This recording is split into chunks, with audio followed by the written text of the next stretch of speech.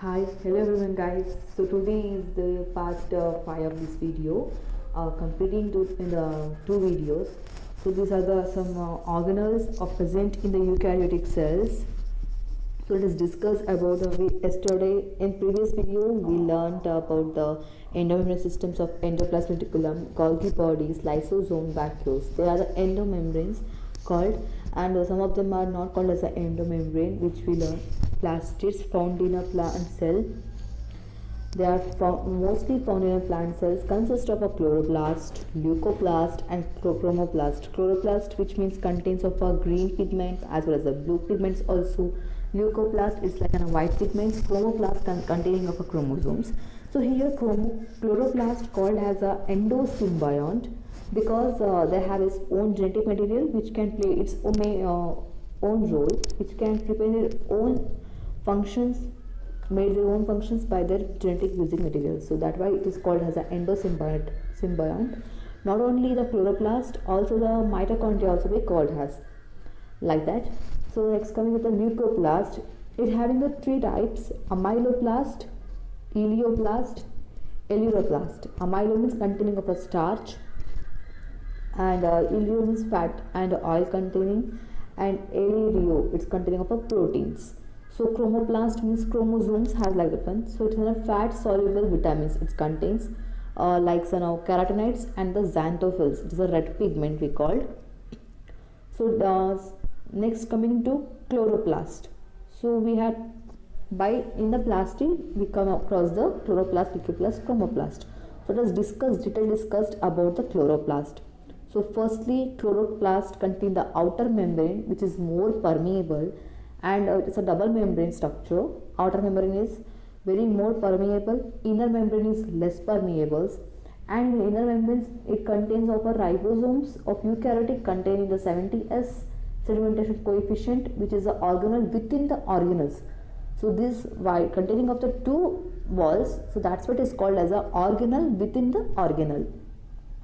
Chloroplast is present on the plastid, so that's why it's called as a organelle within the organelle.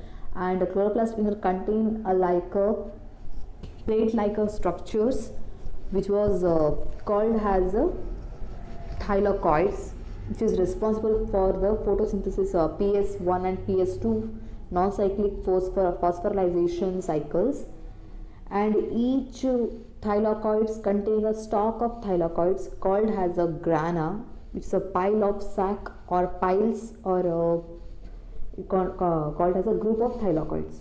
Next coming to there, both the thylakoids are present and they are connected by the both are connected by a bridge called as a stromal lamella. It is the connecting the grana is called as a stromal lamella, and the stromal lamella it is responsible for the PS1 cyclic photophosphorylation. Next coming to it having a space, and in the chromoplast it's having a containing a space containing called as a stroma, which is in their presence of enzymes for Kelvin cycle. It helps for the Kelvin cycles. So by this chloroplast we can analyze the three cycles: PS1, PS2 and the Kelvin cycles.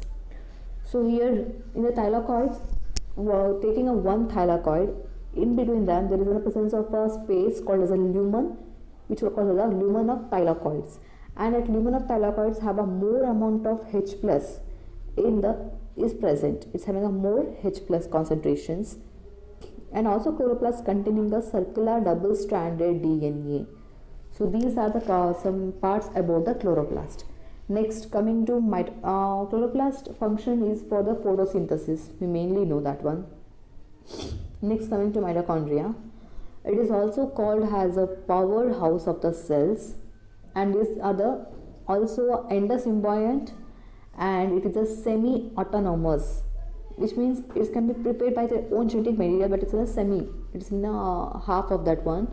And this mitochondria divides by the fissions, and it generates their energy because it contains of an energy currency called as a ATP. It having an energy currency called ATP. That's why it generates the energy. So called as a that's why the mitochondria cell has that it generates the energy.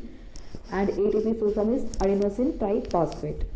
Next, coming to the structure, it is also like a double membrane structure, in which outer membrane is more permeable and inner membrane is less permeable. But here inner membrane is like in a foldings like structures. They are having such more of foldings, and infoldings is called as a cristae, and in that cristae it's having the electron transport chains enzymes. There are enzymes contained for the electron transport chain. Mitochondria also contain of the circular double-stranded DNA, and it in the inner membrane it have a matrix. It have a space called as a matrix. That matrix will be seen on the Krebs cycles. It will play a role on the Krebs cycles, and it also contains the ribosome 70S. And here middle lamella is present, that is made up of calcium pectase. So this is about the mitochondria. Next, coming to ribosomes. So it's word given by the George Pallet, and ribosomes are the free attached in the Golgi apparatus. Also, ribosomes having two types for the eukaryotic and prokaryotics. In eukaryotics, it's on a 60S plus 40S, it's on a 80S, and for in prokaryotic, it's a 70S. By counting 60S and 40S, we come across the 100, but here is 80. Why this difference means? Because of the optimum amount of magnesium is get bonded with them, the two between the two ribosomes, which is taken as a sedimentation coefficients, they are bonding by the magnesium. So optimum amount is present of there. That's why here the 80S has been given. Next, S is called as a Sweetberg coefficient. Ribosomes also contains of RNA and the proteins. Next, coming to cytoskeleton. Cytoskeleton, we know it is a proteinaceous filament. It is very important in our human body. Also, it is made up of the tubulins and dyneins, and it provides the supports, strength and the shape of the cells. Next, coming to the cytoskeleton, having the another form, cilia and flagella. They both like thread-like structures, but functions are different and about there also. First, coming to cilia, it is helps in the movement, and flagella, it is also for movement, but it giving like a movement for other purposes. So there are arrangements here. It's a 9+2 microtubular arrangement. Why we call it 9+2 microtubular arrangement? So because given a diagram, in the central they contain in the two rounds. They are called as central microtubules, and they are covered by a sheet called as a central sheath. According to that one, in the circular sheets, all the again binding of microtubules. That one is a double structures. So that's why it is called as a doublets of microtubules, which having a 9 pairs. So there is a 9, and a central is a 2 present of microtubules. So that's what is called as a 9+2 microtubular arrangement. And it is having a radial spokes, which is giving rise to the doublets of microtubules have a rise one small, that was called the radial spokes. Next, so here that one having a axoneme, which is 9+2. Next, centrosome. It is a non-membrane bound. It is like a 2 cylinders which are perpendicular. Centrioles is a 9+0. Do not have a central microtubules, and it is a spindle fibers, helps in the spindle fiber formation. This is the structure of the centriole. Next, coming to nucleus. So nucleus is very important. Structures in MCQs also it is important. So coming to nucleus structures is a quite different and different types of that one. So firstly, mainly nucleus contain of a DNA, and it is packed over by the endoplasmic reticulum. In that one, that endoplasmic reticulum can be attached of a ribosomes called as a rough endoplasmic reticulum, and not attached called as a smooth endoplasmic reticulum. Is containing of a nuclear membrane.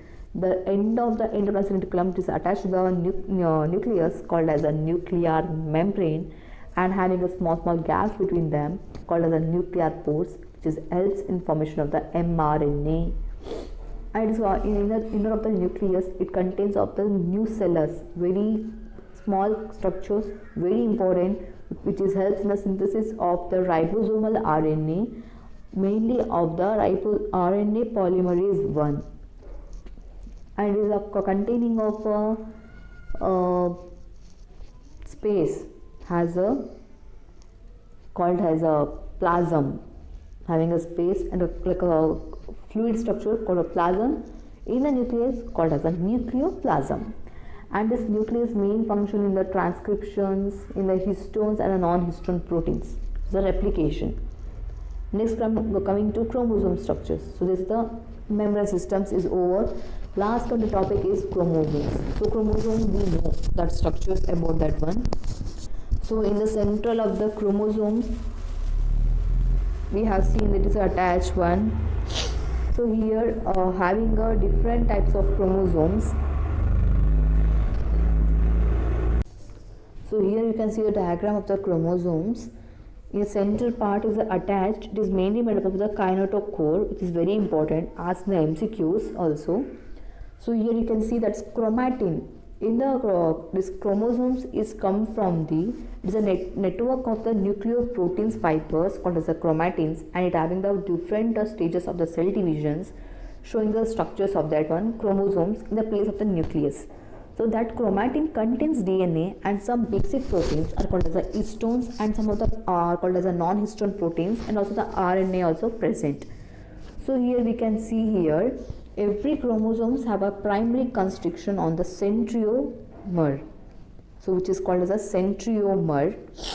One strands of that one structure called as a centromeres, called as a primary constriction, and it is on the sides of which a disc-shaped structure is called as a kinetochores are present, and centromeres that holds the two chromatid arms P and called as a P and Q arm. Two arms are held by them, and based off that centromeres, the chromosomes have been classified into 4 types, which we learned. This is in the NCERT textbook given diagram.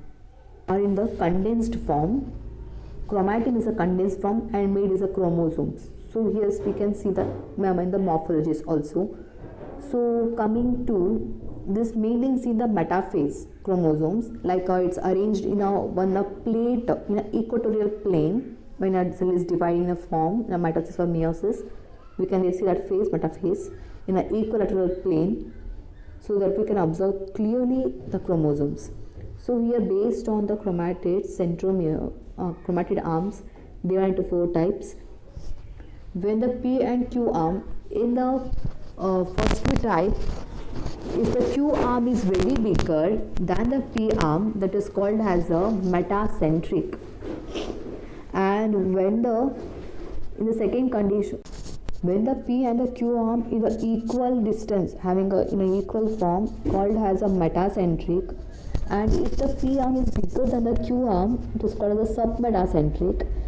And when the P arm is very small than the Q arm, it is called the acrocentric.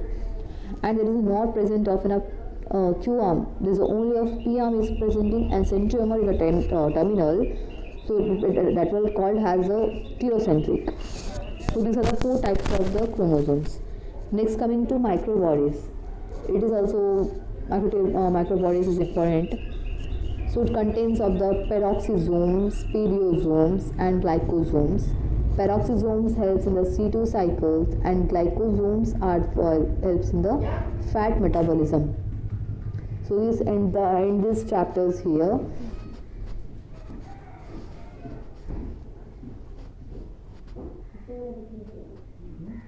Thanks for watching this video, and I will upload the notes also in the description box. You can see that one. So please support, and thanks for the watching. I hope you like this video. Thanks for the watching, guys. Do not miss to subscribe the channel. Hit the like button. Share the video to your friends.